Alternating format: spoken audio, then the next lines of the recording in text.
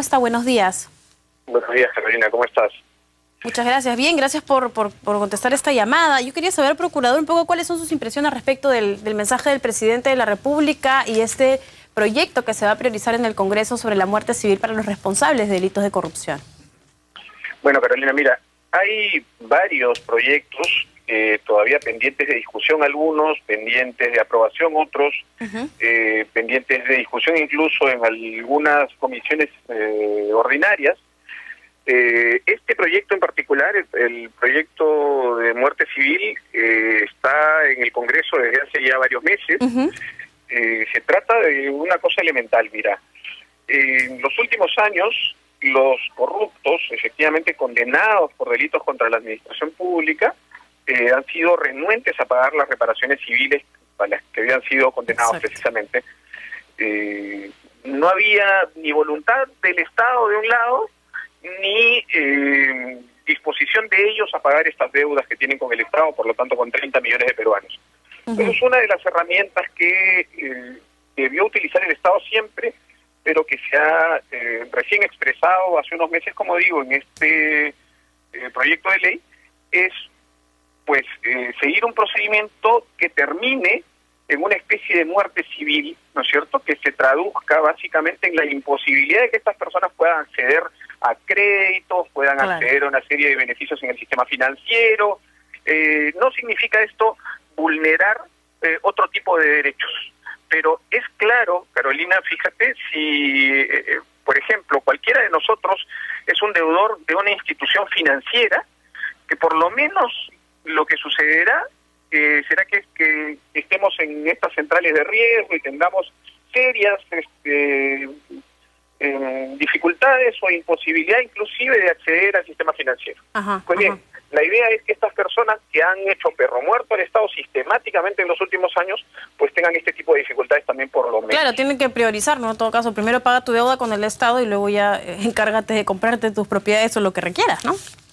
Así es, y una serie de restricciones relacionadas a ese ámbito, ¿no? Claro. Y en ese sentido, en el caso de la imprescriptibilidad, que también ha sido resaltado, creo que en uno de los puntos más importantes del mensaje del presidente de la República, la imprescriptibilidad de los delitos de corrupción y aquellas iniciativas encaminadas a sancionar drásticamente a los corruptos, procurador.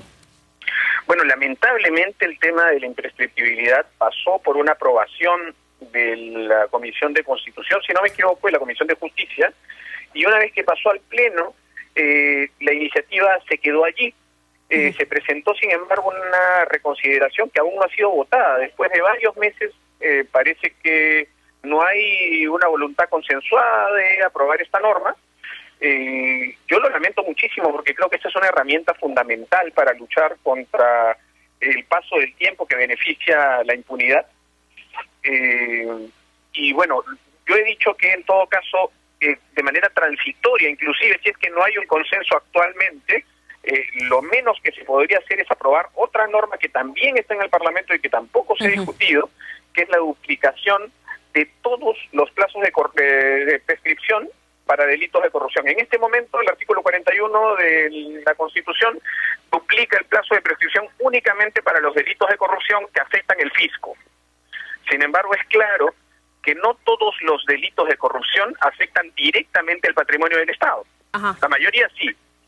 Pero digamos, por ejemplo, en un tráfico de influencias en el que alguien invoca una influencia y lo que está haciendo es vulnerar el derecho de acceso a la justicia de todos los peruanos, no hay una valoración, o más bien no hay una afectación directa al patrimonio del Estado. Claro, Sin embargo, hay una afectación directa al derecho de todos los peruanos. Claro, el presidente lo que ha dicho textualmente, ¿no?, que si se roba el país, se roba a cada uno de los peruanos y lo que se quiere es hacer del Perú un país digno y decente en cuanto, sin impunidad, ¿no?, que creo que es fundamental. Pero ¿qué pasa Carolina, entonces? Pero nada más te quería comentar sobre esto que acabas de decir. No solamente se roba dinero, se roba derechos. La corrupción, sobre todo, roba derechos fundamentales, roba derechos de la gente, ¿no? Y procurador, ¿qué pasó entonces cuando ha mencionado esos temas que se han quedado dormidos? ¿Realmente es porque no ha habido el interés suficiente para tocarlo o de pronto hay un interés detrás de alguien? ¿Qué está pasando? ¿Cómo es que temas tan importantes no se hayan resuelto una vez y que estén durmiendo el sueño de los justos, por decirlo de alguna manera? Bueno, yo creo que hay grandes lobbies, poderes escondidos, ¿no?, que afectan este tipo de consensos. ¿no? Nosotros esperamos que en lo sucesivo pues se puedan superar estas dificultades y se pueda dar paso a estos temas que son absolutamente importantes, ¿no? Ahora, procurador, en otros temas que me parecía también importante dialogar y saber su percepción al respecto, últimamente la cantidad de movilizaciones que vemos, entre ellas creo que resalta mucho la de organizaciones civiles, ¿no es cierto?, de la sociedad que se reúne y que dice no podemos permitir que se generen actos de corrupción, y una reacción de ellas ha estado luego de la llamada repartija política en el Congreso. ¿Cómo podemos entender o ver desde su posición de procurador anticorrupción estas manifestaciones que se están dando en las calles, que es la expresión de rechazo, ¿no es cierto?, de la ciudadanía ante actos de corrupción? Bueno, yo creo que cualquier protesta que esté fundada en estos motivos es absolutamente legítima, ¿no? Cuando la ciudadanía ve que existe la posibilidad que un señor que ha sido defensor de un sujeto condenado por graves delitos de corrupción y violación de derechos humanos pueda acercarse al Tribunal Constitucional, pues obviamente eso genera no solamente un descontento, sino un desconcierto generalizado y una sensación de absoluta impunidad. Y esto creo que está reflejado en muchas de estas protestas y en muchas de estas performances, ¿no? No, claro, sí, el caso de Sousa. Bueno, también hubo otro malestar por otros casos, como el de Pilar Freitas, o también porque había otros cuadros que se habían barajado. Pero claro, si usted se refiere específicamente a ese tema y si lo considera, lo que queríamos saber un poco era cómo veía usted el hecho de que la población se levante y que exija, ¿no?, que no se pueda permitir la corrupción en ningún nivel. Creo que no debemos perder la capacidad de indignarnos ante estos hechos. Procurador, para concluir, no podía dejar de hacerle la consulta respecto de este tema. El fin de semana se propaló un informe en un canal de televisión que el expresidente Alan García, ¿no es cierto?, había referido una propiedad suya a nombre de su hijo menor, Federico Danton, para evitar que en algún momento sea embargado. Él después lo ha negado, ha dicho que no se trató de un proceso similar. Yo quería saber un poco cuál era su posición al respecto de este tema. ¿Se trataría de que el expresidente buscaba evitar el embargo de su vivienda? A ver, Carolina, yo no tengo dudas de que esta es una maniobra para tratar de proteger un bien. Ajá. Sea para lo que fuese, pero es tratar de proteger un bien. Ese es el efecto.